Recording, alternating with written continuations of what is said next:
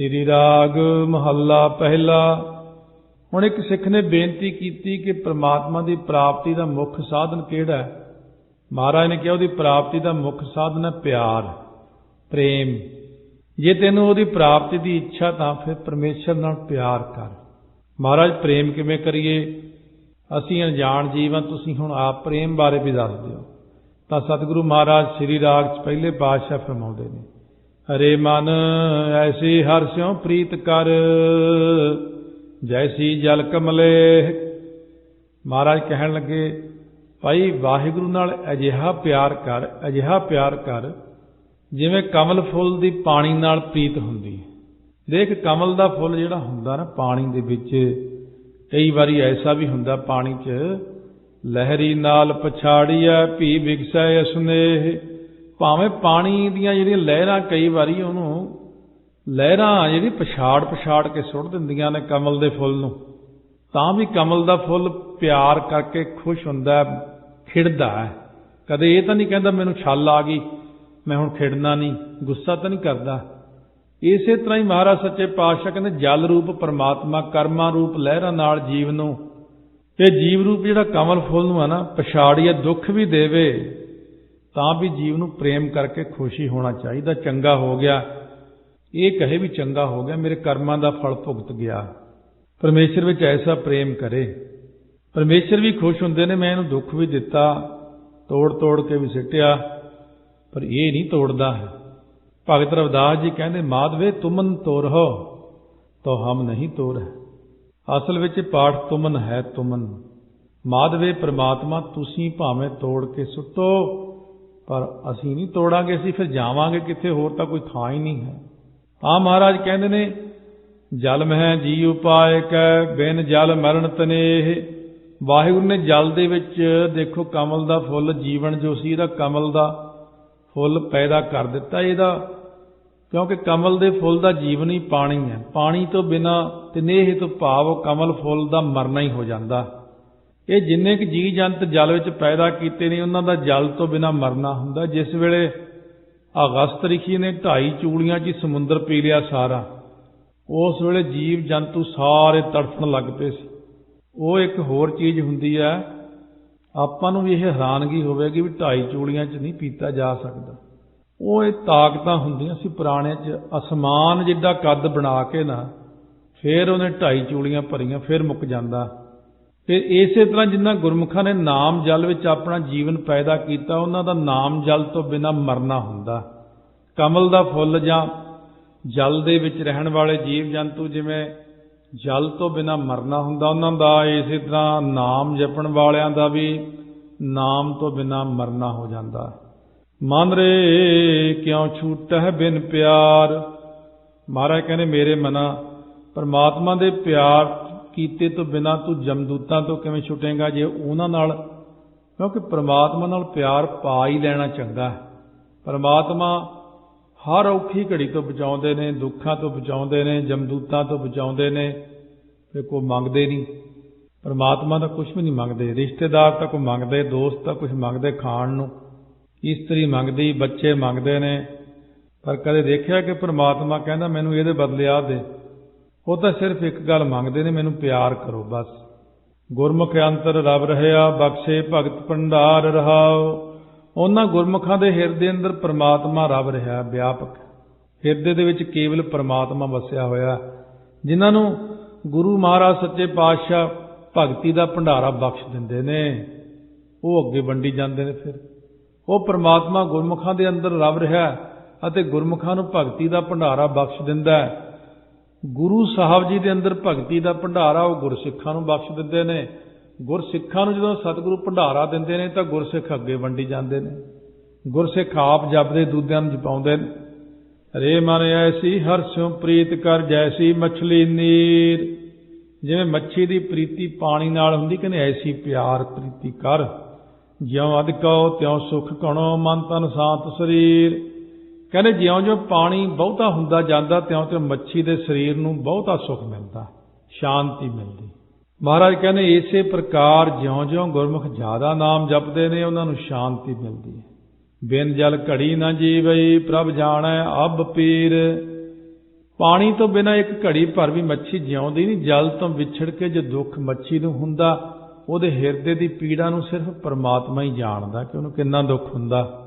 ਇਸੇ ਤਰ੍ਹਾਂ ਜਗਿਆਸੂ ਰੂਪ ਜਿਹੜੀ ਆ ਨਾ ਮੱਛੀ ਵਰਗਾ ਬਣ ਜਾਵੇ ਜਗਿਆਸੂ, ਪਰਮੇਸ਼ਰ ਨੂੰ ਜਲ ਵਾਂਗੂ ਸਮਝੇ, ਉਹਦੇ ਤੋਂ ਬਿਨਾਂ ਇੱਕ ਘੜੀ ਮਾਤਰ ਵੀ ਜਿਉਵੇਂ ਨਾ, ਤੜਫੇ ਕਿ ਅੱਜ ਮੈਨੂੰ ਕਿਉਂ ਭੁੱਲ ਗਿਆ ਪ੍ਰਮਾਤਮਾ।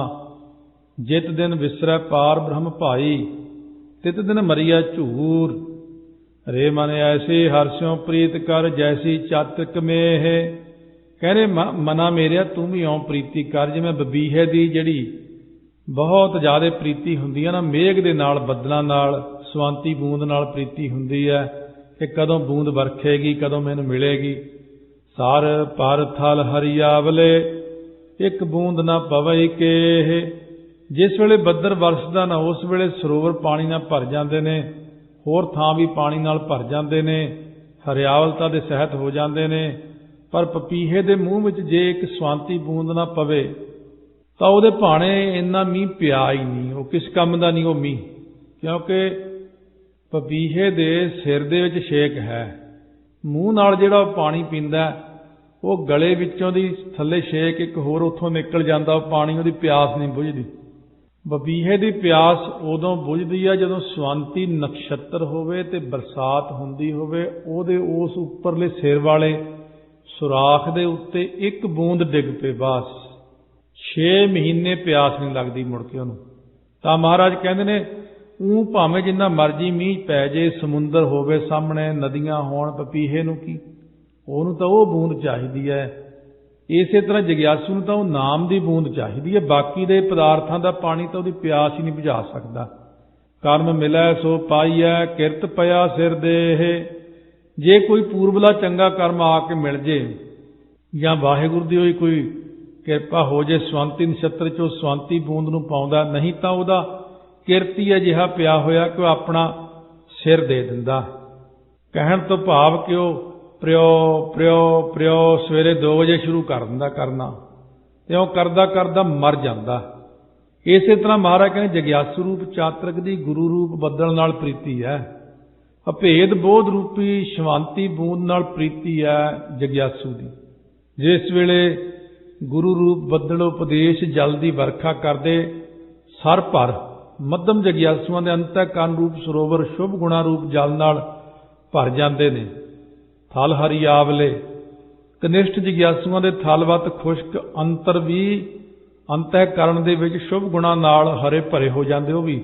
ਪਰ ਉੱਤਮ ਜਗਿਆਸੂ ਰੂਪ ਪਪੀਹੇ ਦੇ ਅੰਤःਕਰਨ ਵਿੱਚ ਅਭੇਦ ਬੋਧ ਰੂਪ ਸਵੰਤੀ ਬੂੰਦ ਨਾ ਪਵੇ, ਉਹਦੇ ਭਾਣੇ ਹੋਰਨਾਂ ਨੂੰ ਜੋ ਆਨੰਦ ਮਿਲਿਆ ਉਹ ਕਿਹੜੇ ਕੰਮ ਉਹਦੇ, ਉਹਨੂੰ ਤਾਂ ਉਹ ਕਿਰਪਾ ਦੀ ਬੂੰਦ ਚਾਹੀਦੀ ਇੱਕ ਬਸ। ਸ਼ਰਧਾ ਰੂਪ ਸਵੰਤੀ ਨਛੱਤਰ ਵਿਖੇ ਗੁਰੂ ਰੂਪ ਬੱਦਲ ਜਦੋਂ ਕਰਮ ਕਰਦਾ ਹੈ, ਕਿਰਪਾ ਕਰਕੇ ਮਿਲਣ ਤਾਂ ਨਾਮ ਰੂਪ ਵਰਖਾ ਦੁਆਰਾ ਅਭੇਦ ਬੋਧ ਰੂਪ ਸਵੰਤੀ ਬੂੰਦ ਪ੍ਰਾਪਤ ਹੁੰਦੀ ਹੈ। ਨਹੀਂ ਤਾਂ ਉਹਦਾ ਕਿਰਤੀ ਇਹੋ ਜਿਹਾ ਲਿਖਿਆ ਹੁੰਦਾ ਕਿ ਆਪਣਾ ਸਿਰ ਕੁਰਬਾਨ ਕਰ ਦਿੰਦਾ। ਕਹਿਣ ਤੋਂ ਭਾਵ ਕੋਈ ਕੀਰਤਨ ਦਾ ਰਸੀਆ ਕੀਰਤਨ ਸੁਣਿਆ, ਆਨੰਦ ਆ ਗਿਆ ਬਈ, ਉਹ ਤਾਂ ਠੀਕ ਹੈ। ਕਿਸੇ ਨੂੰ ਕਥਾ ਸੁਣ ਕੇ ਕਹਿੰਦਾ ਵੀ ਬਹੁਤ ਆਨੰਦ ਆਇਆ ਅੱਜ, ਉਹ ਵੀ ਠੀਕ ਹੈ। ਪਰ ਇੱਕ ਉਹ ਬੈਠਾ ਜਿਹਨੂੰ ਸਿਰਫ ਅੰਮ੍ਰਿਤ ਬੂੰਦ ਚਾਹੀਦੀ, ਜੇ ਅੰਮ੍ਰਿਤ ਬੂੰਦ ਨਾ ਮਿਲੀ ਫਿਰ ਉਹਦਾ ਰੱਜਣਾ ਨਹੀਂ, ਉਹਦੇ ਭਾਣੇ ਕੁਝ ਵੀ ਨਹੀਂ ਹੋਇਆ। ਉਹਨੂੰ ਸਤਿਗੁਰੂ ਜਦੋਂ ਅੰਮ੍ਰਿਤ ਬੂੰਦ ਇੱਕ ਮੁੱਖ ਦੇ ਵਿੱਚ ਇੱਕੋ ਹੀ ਬੂੰਦ ਪਾਉਂਦੇ ਨੇ, ਉਹ ਜਗਿਆਸੂ ਤ੍ਰਿਪਤ ਹੋ ਜਾਂਦਾ। ਰੇ ਮਨ ਐਸੀ ਹਰਸਿਓ ਪ੍ਰੀਤ ਕਰ, ਜੈਸੀ ਜਲ ਦੁੱਧ ਹੋਏ। ਮਹਾਰਾਜ ਕਹਿੰਦੇ ਇਹੀ ਜੀ ਪ੍ਰੀਤੀ ਕਰ ਪਰਮਾਤਮਾ ਨਾਲ ਜਿਵੇਂ ਪਾਣੀ ਤੇ ਦੁੱਧ ਦੀ ਪ੍ਰੀਤੀ ਹੁੰਦੀ ਹੈ। ਆਵਟਣ ਆਪੇ ਖਵੈ, ਦੁੱਧ ਕੋ ਖਪਣ ਨਾ ਦੇ। ਆਵਟਣ ਪਾਠ ਨਹੀਂ ਕਰਨਾ, ਆਵਟਣ ਹੁੰਦਾ ਉਬਾਲਿਆਂ ਨੂੰ ਆਪ ਹੀ ਖਵੈ ਤੋਂ ਭਾਵ ਸਹਾਰਦਾ, ਪਰ ਦੁੱਧ ਨੂੰ ਸੜਨ ਨਹੀਂ ਦਿੰਦਾ।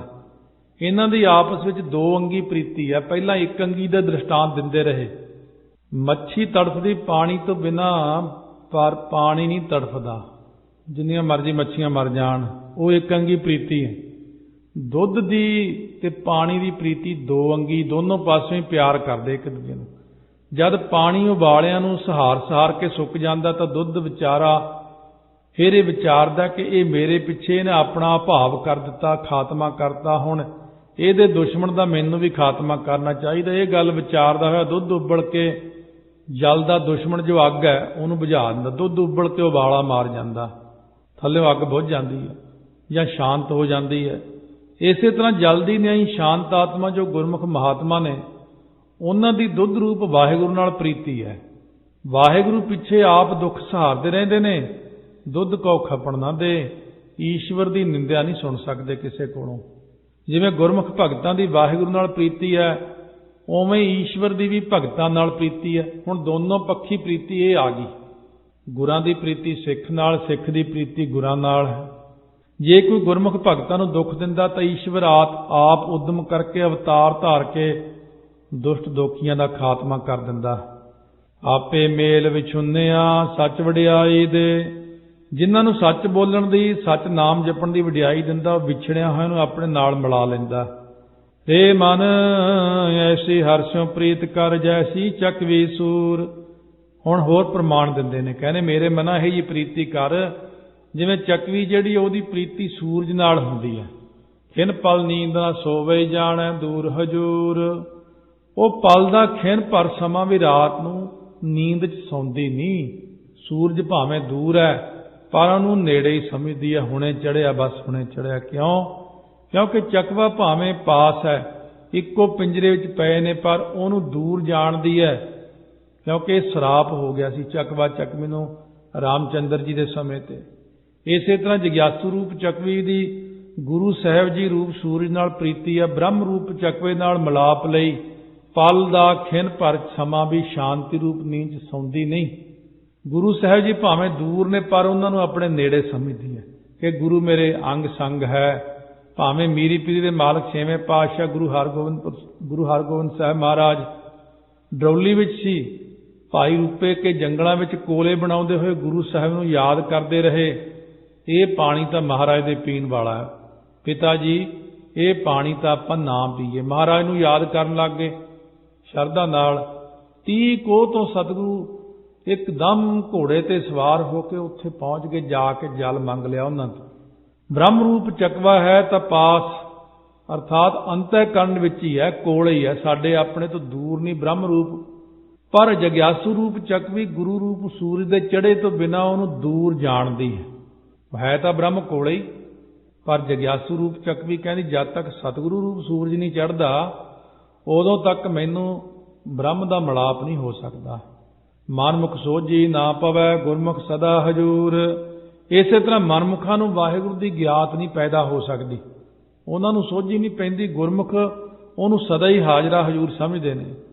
ਮਨਮੁਖ ਗਣਤ ਗਣਾਵਣੀ ਕਰਤਾ ਕਰੇ ਸੋ ਹੋਏ।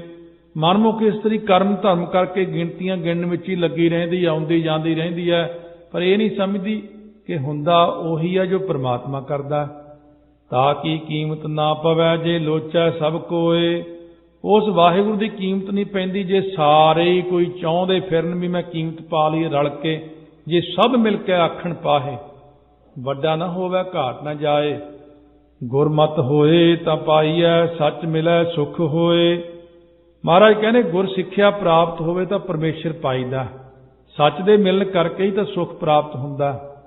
ਸੱਚਾ ਨੇਹੋ ਨ ਟੁੱਟੇ ਜੇ ਸਤਿਗੁਰ ਭੇਟੈ ਸੋਏ। ਉਹ ਪ੍ਰਭੂ ਦਾ ਸਰੂਪ ਪੂਰੇ ਸਤਿਗੁਰ ਦੇਵ ਜੀ ਜੇ ਮਿਲ ਪੈਣ ਤਾਂ ਸੱਚਾ ਪ੍ਰੇਮ ਫਿਰ ਟੁੱਟਦਾ ਨਹੀਂ, ਕਿਉਂਕਿ ਪਰਮੇਸ਼ਰ ਸਰੂਪ ਆਪ ਹੀ ਸਤਿਗੁਰੂ ਸੱਚੇ ਪਾਤਸ਼ਾਹ ਹਨ। ਗਿਆਨ ਪਦਾਰਥ ਪਾਈਐ ਤ੍ਰਿਭਵਨ ਸੋਝੀ ਹੋਏ। ਸਤਿਗੁਰੂ ਪਾਸੋਂ ਗਿਆਨ ਦਾ ਪਦਾਰਥ ਜੇ ਪਾ ਲਿਆ ਜਾਵੇ ਨਾ ਤੇ ਤਿੰਨਾਂ ਭਵਨਾਂ ਦੀ ਮਿਥਿਆ ਰੂਪ ਬ੍ਰਹਮ ਰੂਪਤਾ ਕਰਕੇ ਸੋਝੀ ਹੋ ਜਾਂਦੀ, ਗਿਆਨ ਹੋ ਜਾਂਦਾ ਕਿ ਤਿੰਨੇ ਭਵਨ ਨਾਸਵੰਤ ਨੇ, ਪਰ ਪ੍ਰਮਾਤਮਾ ਜਿਹੜਾ ਉਹ ਨਾਸ ਨਹੀਂ ਹੁੰਦਾ। ਇਹ ਸੋਝੀ ਹੋ ਜਾਂਦੀ ਜੀਵ ਨੂੰ। ਨਿਰਮਲ ਨਾਮ ਨਾ ਵਿਸਰੈ ਜੇ ਗੁਣ ਕਾ ਗਾਹਕ ਹੋਏ। ਜਿਹੜਾ ਸ਼ੁਭ ਗੁਣਾਂ ਦਾ ਖਰੀਦਦਾਰ ਹੁੰਦਾ ਉਹਨੂੰ ਨਿਰਮਲ ਪ੍ਰਮਾਤਮਾ ਦਾ ਨਾਮ ਕਦੇ ਭੁੱਲਦਾ ਹੀ ਨਹੀਂ। ਖੇਲ ਗਏ ਸੇ ਪੰਖਣੂ ਜੋ ਚੁਗਦੇ ਸਰ ਤਲ। ਉਹ ਰਾਜਿਆਂ ਰੂਪ ਪੰਛੀ ਖੇਲ ਗਏ, ਭਾਵ ਚਲੇ ਗਏ ਜੋ ਤਲਕਿਆਂ ਭਾਵ ਦੇਸ਼ਾਂ ਰੂਪ ਸਰੋਵਰਾਂ ਉੱਪਰ ਪਦਾਰਥਾਂ ਰੂਪ ਚੋਗਾ ਚੁਗਦੇ ਸੀ। ਘੜੀ ਕੇ ਮੁਹਤ ਕੇ ਚੱਲਣਾ ਖੇਲਣ ਅੱਜ ਕੇ ਕੱਲ। ਕਹਿੰਦੇ ਕੀ ਪਤਾ ਘੜੀ ਨੂੰ ਕਿ ਮੁਹਤ ਜਾਂ ਅੱਧੀ ਘੜੀ ਨੂੰ ਉੱਠ ਕੇ ਤੁਰ ਪੈਣਾ ਇੱਥੋਂ, ਅੱਜ ਕੇ ਜਾਂ ਕੱਲ ਨੂੰ ਚਲੇ ਜਾਣਾ। ਜਿਸ ਤੂੰ ਮਿਲੈ ਸੋ ਮਿਲੈ ਜਾਏ ਸੱਚਾ ਪਿੜ ਮੱਲ। ਮਹਾਰਾਜ ਨੇ ਵਾਹਿਗੁਰੂ ਜੀ ਨੂੰ ਤੂੰ ਗੁਰਾਂ ਦੇ ਨਾਲ ਮੇਲ ਦਿੰਦਾ ਨਾ, ਉਹ ਫਿਰ ਨਾਮ ਦੇ ਨਾਲ ਮਿਲ ਜਾਂਦਾ। ਫਿਰ ਉਹ ਸੱਚੇ ਪਿੜ ਨੂੰ ਜਾ ਕੇ ਭਾਵ ਸਰੂਪ ਨੂੰ ਮੱਲ ਲੈਂਦਾ। ਸੱਚਾ ਸਰੂਪ ਰੂਪੀ ਪਿੜ ਨੂੰ ਮਲਦਾ ਉਹ ਫਿਰ ਜਾ ਕੇ। ਬਿਨ ਗੁਰ ਪ੍ਰੀਤ ਨਾ ਉਪਜੈ, ਹਉਮੈ ਮੈਲ ਨਾ ਜਾਏ। ਸਤਿਗੁਰੂ ਤੋਂ ਬਿਨਾ ਵਾਹਿਗੁਰੂ 'ਚ ਪ੍ਰੀਤੀ ਪੈਦਾ ਹੀ ਨਹੀਂ ਹੁੰਦੀ, ਤੇ ਪ੍ਰੀਤੀ ਤੋਂ ਬਿਨਾ ਹੰਗਤਾ ਮਮਤਾ ਦੀ ਮੈਲ ਜਾਂਦੀ ਨਹੀਂ। ਸੋ ਹੰ ਆਪ ਪਛਾਣੀਐ, ਸ਼ਬਦ ਭੇਦ ਪਤੀ ਆਏ। ਸੋ ਹੰ ਹੰ ਸਾ ਜਪ ਜਪ ਹੋ, ਉਹ ਬ੍ਰਹਮ ਮੈਂ ਹਾਂ। ਇਹ ਸੋ ਤੋਂ ਭਾਵ ਉਹ ਹੰ ਮੈਂ ਹਾਂ। ਇਹ ਬੜੀ ਉੱਚੀ ਅਵਸਥਾ ਜਾ ਕੇ ਅੰਦਰ ਗੱਲ ਆਉਂਦੀ ਹੈ। ਸੁੱਧੋ ਹੰ ਬੁੱਧੋ ਹੰ, ਇਹ ਅੰਦਰ ਫੇਰ ਜਾ ਕੇ ਚੀਜ਼ ਵਸਦੀ ਹੈ। ਕਹਿੰਦੇ ਅਤੇ ਮੈਂ ਉਹ ਬ੍ਰਹਮ ਦਾ ਸਰੂਪ ਹਾਂ। ਇਹੋ ਜਿਹੇ ਭੇਦ ਰੂਪ ਆਪਣੇ ਆਪ ਨੂੰ ਪਛਾਨਣਾ ਕਰੀਏ। ਗੁਰ ਸ਼ਬਦ ਨੂੰ ਭੇਦ ਹੁੰਦਾ ਜਾਣ ਕੇ ਫਿਰ ਭਰੋਸਾ ਕਰੇ। ਗੁਰਮੁਖ ਆਪ ਪਛਾਣੀਐ, ਅਵਰ ਕੇ ਕਰੇ ਕਰਾਏ। ਕਹਿੰਦੇ ਜਿਹੜੇ ਗੁਰਮੁਖ ਜਨ ਨਾ ਗੁਰੂ ਸਾਹਿਬ ਦੁਆਰਾ ਆਪਣੇ ਸਰੂਪ ਨੂੰ ਪਛਾਣ ਲੈਂਦੇ ਨੇ। ਅਵਰ ਕੇ ਕਰੇ ਕਰਾਏ, ਇਸ ਲਈ ਉਹਨਾਂ ਦੇ ਹੋਰ ਕਰਮ ਜਿਹੜੇ ਕਰਨੇ ਨੇ ਸਾਰੇ ਫਿਰ ਕੀ ਕਰਨਾ ਕਰਾਉਣਾ, ਕੁਝ ਵੀ ਨਹੀਂ ਕਰਨਾ। ਕਿਉਂ ਜਦੋਂ ਉਹਦੀ ਕਿਰਪਾ ਨਾਲ ਸਰੂਪ ਦੀ ਪ੍ਰਾਪਤੀ ਹੋ ਗਈ, ਜਦੋਂ ਬ੍ਰਹਮ ਗਿਆਨ ਹੀ ਹੋ ਗਿਆ, ਫਿਰ ਲੋਕੀ ਦੇਖਦੇ ਸਾਡੇ ਵਾਲਾ ਕੰਮ ਕਰਦਾ ਹੀ ਨਹੀਂ ਕੋਈ, ਉਹਨੂੰ ਕੀ ਲੋੜ ਹੈ, ਉਹ ਤਾਂ ਪਹੁੰਚ ਗਿਆ ਜਿੱਥੇ ਪਹੁੰਚਣਾ ਸੀ। ਬ੍ਰਹਮ ਗਿਆਨੀ ਤੇ ਫਿਰ ਤਰਕਾਂ ਸ਼ੁਰੂ ਹੋ ਜਾਂਦੀਆਂ, ਇਹ ਤਾਂ ਆਪ ਤਾਂ ਕਰਦਾ ਨਹੀਂ, ਉਹ ਤਾਂ ਪਹੁੰਚ ਚੁੱਕਿਆ ਹੈ। ਹੁਣ ਜੇ ਆਪਣੇ ਪਿਤਾ ਨੂੰ ਲੜਕਾ ਕਹੇ ਕਿ ਤੁਸੀਂ ਤਾਂ ਸਕੂਲ ਜਾਂਦੇ ਨਹੀਂ, ਹੁਣ ਉਹ ਤਾਂ ਸਾਰਾ ਕੁਝ ਕਰ ਕਰਾ ਕੇ ਉਹ ਤਾਂ ਚੰਗੀ ਵਧੀਆ ਪੋਸਟ ਉੱਤੇ ਲੱਗਿਆ ਹੋਇਆ ਪੜ੍ਹ ਪੜ੍ਹਾ ਕੇ, ਤੇ ਪੁੱਤਰ ਕਹੇ ਤੂੰ ਸਕੂਲ ਨਹੀਂ ਜਾਂਦਾ ਹੈ, ਹੁਣ ਦੁਬਾਰਾ ਥੋੜ੍ਹੀ ਪੜੂਗਾ ਉਹ। ਇਸੇ ਤਰ੍ਹਾਂ ਮਹਾਰਾਜ ਕਹਿੰਦੇ ਬ੍ਰਹਮ ਗਿਆਨ ਵਿੱਚ ਰਤੇ ਹੋਏ ਜੀਵ ਦੁਬਾਰਾ ਕਿਰਿਆਵਾਂ ਨਹੀਂ ਕਰਦੇ। ਸਭ ਕਿਰਿਆ ਛੁੱਟ ਜਾਂਦੀਆਂ, ਪਰ ਉਹਨਾਂ ਨੂੰ ਇਹ ਡਰ ਹੁੰਦਾ ਜੇ ਮੈਂ ਕਿਰਿਆ ਨਾ ਕੀਤੀ ਕਿਤੇ ਸਾਹਮਣੇ ਵਾਲਾ ਜਗਿਆਸੂ ਦੇਖ ਕੇ ਭੁਲੇਖਾ ਹੀ ਨਾ ਖਾ ਜਾਵੇ। ਉਹ ਦਿਖਾਵੇ ਮਾਤਰੀ ਤੜਕੇ ਉੱਠ ਕੇ ਨਹਾਉਂਦੇ ਰਹਿੰਦੇ ਨੇ, ਨਿਤਨੇਮ ਨੂੰ ਗੁਟਕਾ ਫੜ ਲੈਣਗੇ, ਮਾਲਾ ਫੜ ਲੈਣਗੇ। ਉਹ ਹੁਣ ਕਿਰਿਆ ਆਪਦੇ ਲਈ ਨਹੀਂ ਕਰਦੇ, ਉਹ ਜਗਿਆਸੂ ਲਈ ਕਰਦੇ। ਸਤਿਗੁਰੂ ਵੀ ਕੋਈ ਕਿਰਿਆ ਦੀ ਲੋੜ ਨਹੀਂ। 10ਵੇਂ ਪਾਤਸ਼ਾਹ ਅੰਮ੍ਰਿਤ ਛਕਣ ਆਪ ਸਾਹਮਣੇ ਬੈਠ ਗਏ, ਉਹਨਾਂ ਨੂੰ ਕੀ ਲੋੜ ਸੀ, ਉਹ ਤਾਂ ਹੈ ਹੀ ਅੰਮ੍ਰਿਤ ਆਪ। ਸਤਿਗੁਰੂ ਦਾ ਸਰੂਪ ਹੀ ਅੰਮ੍ਰਿਤ ਸਰੂਪ ਹੁੰਦਾ। ਮਹਾਰਾਜ ਨੇ ਜਿੰਨੀ ਕਿਰਿਆ ਕੀਤੀ, ਗੁਰੂ ਨਾਨਕ ਦੇਵ ਜੀ ਨੇ 10 ਸਰੂਪਾਂ 'ਚ ਆ ਕੇ ਉਹ ਸਾਡੇ ਲਈ ਕੀਤੀ ਆ, ਨਾ ਕਿ ਉਹਨਾਂ ਨੇ ਆਪਣੇ ਲਈ ਕੀਤੀ ਕੋਈ ਕਿਰਿਆ। ਸਾਨੂੰ ਸਿਰਫ ਸਮਝਾਉਣਾ ਸੀ ਮਹਾਰਾਜ ਨੇ। ਮਿਲਿਆ ਕਾ ਕਿਆ ਮੇਲੀਐ, ਸ਼ਬਦ ਮਿਲੇ ਪਤੀ ਆਏ। ਪਤੀ ਆਏ ਹੁੰਦਾ ਭਰੋਸਾ ਧਾਰ ਕੇ ਜਿਹੜੇ ਗੁਰ ਸ਼ਬਦ ਨਾਲ ਮਿਲ ਕੇ ਫਿਰ ਪਰਮੇਸ਼ਰ ਦੇ ਨਾਲ ਮਿਲੇ ਨੇ, ਉਹਨਾਂ ਮਿਲਿਆ ਹੋਇਆਂ ਨਾਲ ਫਿਰ ਮੇਲ ਕਰੇ, ਉਹਨਾਂ ਨਾਲ ਮਿਲਾਪ ਕਰੇ। ਮਹਾਰਾਜ ਸੱਚੇ ਪਾਤਸ਼ਾਹ ਕਹਿੰਦੇ ਉਹਨਾਂ ਮਿਲਿਆ ਹੋਇਆਂ ਦੇ ਨਾਲ ਕੀ ਕਰੇ ਫਿਰ, ਕਹਿੰਦੇ ਆਪਣੇ ਆਪ ਨੂੰ ਮਿਲਣਾ ਕਰੇ ਭਾਈ। ਜਿਹੜੇ ਰੱਬ ਨੂੰ ਮਿਲ ਚੁੱਕੇ ਨੇ, ਪਰਮੇਸ਼ਰ ਅੱਗੇ ਬੇਨਤੀ ਕਰੇ, ਵਾਹਿਗੁਰੂ ਗੁਰ ਸ਼ਬਦ ਵਿੱਚ ਭਰੋਸਾ ਧਾਰ ਕੇ ਜੋ ਆਪ ਨਾਲ ਮਿਲੇ ਨੇ, ਕਿਰਪਾ ਕਰਕੇ ਮੈਨੂੰ ਉਹੋ ਜਿਹੇ ਗੁਰਮੁਖਾਂ ਨਾਲ ਮਿਲਾਪ ਕਰਾ ਦਿਓ ਜਿਹੜੇ ਤੁਹਾਡੇ ਨਾਲ ਮਿਲੇ ਹੋਏ ਨੇ। ਸਾਨੂੰ ਵੀ ਕਿਰਪਾ ਕਰਕੇ ਮਿਲਵਾ ਦਿਓ ਜੀ। ਮਨਮੁਖ ਸੋਝੀ ਨਾ ਪਵੈ, ਵਿਛੜ ਚੋਟਾਂ ਖਾਏ। ਮਨਮੁਖਾਂ ਨੂੰ ਗਿਆਤ ਨਹੀਂ ਪੈਂਦੀ, ਇਸ ਲਈ ਉਹ ਪ੍ਰਮਾਤਮਾ ਤੋਂ ਵਿਛੜ ਕੇ ਚੋਟਾਂ ਹੀ ਖਾਈ ਜਾਂਦੇ ਨੇ ਬਾਰ-ਬਾਰ। ਗੁਰਮੁਖ ਮੰਨੈ ਮੋਹ ਚੋਟਾਂ ਨਾ ਖਾਏ, ਮੰਨੈ ਜਮ ਕੈ ਸਾਥ ਨਾ ਜਾਏ। ਐਸਾ ਨਾਮ ਨਿਰੰਜਨ ਹੋਏ, ਜੇ ਕੋ ਮਨ ਜਾਣੈ ਮਨ ਕੋਏ। ਨਾਨਕ ਦਰ ਕਰ ਏਕ ਹੈ, ਅਵਰ ਨਾ ਦੂਜੀ ਜਾਏ। ਮਹਾਰਾਜ ਸੱਚੇ ਪਾਤਸ਼ਾਹ ਫਰਮਾਉਂਦੇ ਨੇ, ਸਰੀਰ ਘਰ ਦੇ ਦਰ ਦਾ ਮਤਲਬ ਹੈ ਅੰਦਰ। ਦਰ ਘਰ ਏਕ ਹੈ, ਸਰੀਰ ਰੂਪੀ ਘਰ ਦੇ ਵਿੱਚ ਇੱਕ ਦਰ ਹੈ। ਦਰ ਦਾ ਮਤਲਬ ਅੰਦਰ ਹੀ ਇੱਕ ਪਰਮਾਤਮਾ ਅੰਦਰ ਹੀ ਬੈਠਾ ਹੈ, ਹੋਰ ਕੋਈ ਜਗ੍ਹਾ ਨਹੀਂ। ਸਤ ਸੰਗਤ ਰੂਪੀ ਘਰ ਦੇ ਵਿੱਚ ਇੱਕ ਦਰ ਹੈ, ਗੁਰੂ ਦਾ ਦਰ। ਇਸ ਘਰ ਦੇ ਵਿੱਚ ਇੱਕ ਦਰ ਹੈ, ਜਿਸ ਦਰ ਦੇ ਰਾਹੀਂ ਗਿਆਨ ਰੂਪੀ ਦਰ ਜੋ ਕਥਾ ਦੇ ਰਾਹੀਂ ਮਿਲਦਾ, ਦਰ ਗੁਰਬਾਣੀ ਦਾ ਦਰ। ਇਸ ਦਰ ਘਰ ਦੇ ਉੱਤੇ ਆ ਕੇ ਮਹਾਰਾਜ ਦੀ ਕਿਰਪਾ ਹੋ ਜਾਂਦੀ, ਸੋ ਦਰ ਤੱਕ ਪਹੁੰਚ ਜਾਈਦਾ। ਸੋ ਦਰ ਜੋ ਸੱਚਖੰਡ ਹੈ, ਸੱਚਖੰਡ ਵਸੈ ਨਿਰੰਕਾਰ। ਇਉਂ ਹੋਰ ਕੋਈ ਥਾਂ ਨਹੀਂ ਜਿੱਥੇ ਆਪਾਂ ਨੂੰ ਪਰਮਾਤਮਾ ਮਿਲਣਾ। ਪਰਮਾਤਮਾ ਆਪਣੇ ਹਿਰਦੇ ਵਿੱਚ ਹੈ। ਹਿਰਦੇ ਤੱਕ ਜਾਣ ਲਈ ਸਾਨੂੰ ਸਤਸੰਗਤ ਦੀ ਲੋੜ ਹੈ, ਗੁਰਾਂ ਦੀ ਲੋੜ ਹੈ, ਗੁਰੂ ਵਾਲੇ ਬਣਨ ਦੀ ਲੋੜ ਹੈ, ਅੰਮ੍ਰਿਤ ਛਕਣ ਦੀ ਲੋੜ ਹੈ, ਅਭਿਆਸ ਦੀ ਲੋੜ ਹੈ।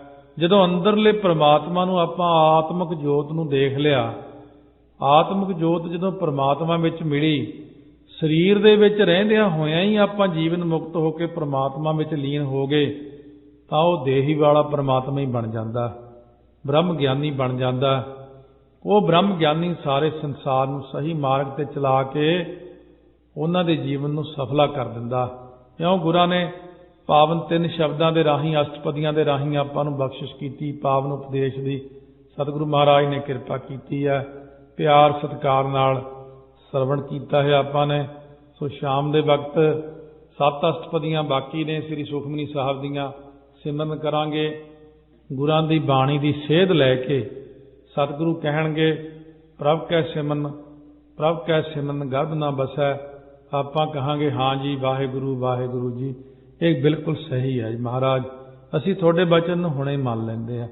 ਇਹ ਮਹਾਰਾਜ ਦੀਆਂ ਪੰਕਤੀਆਂ ਸਾਨੂੰ ਉਪਦੇਸ਼ ਕਰਦੀਆਂ ਨੇ, ਪੰਕਤੀਆਂ ਸਾਨੂੰ ਸੇਧ ਦਿੰਦੀਆਂ ਨੇ, ਪੰਕਤੀ ਸਾਨੂੰ ਸ਼ਾਬਾਸ਼ ਦਿੰਦੀ। ਚਲੋ ਬਈ ਸ਼ਾਬਾਸ਼ ਵਾਹਿਗੁਰੂ ਕਹੋ, ਪੰਕਤੀਆਂ ਦੇ ਨਾਲ ਰਲ ਕੇ ਵਾਹਿਗੁਰੂ ਵਾਹਿਗੁਰੂ ਕਹਿੰਦੇ ਆ। ਸਤਿਗੁਰੂ ਮਹਾਰਾਜ ਸਾਡੇ ਤੇ ਬਖਸ਼ਿਸ਼ ਕਰਦੇ ਨੇ। ਵਾਹਿਗੁਰੂ ਵਾਹਿਗੁਰੂ ਵਾਹਿਗੁਰੂ ਵਾਹਿਗੁਰੂ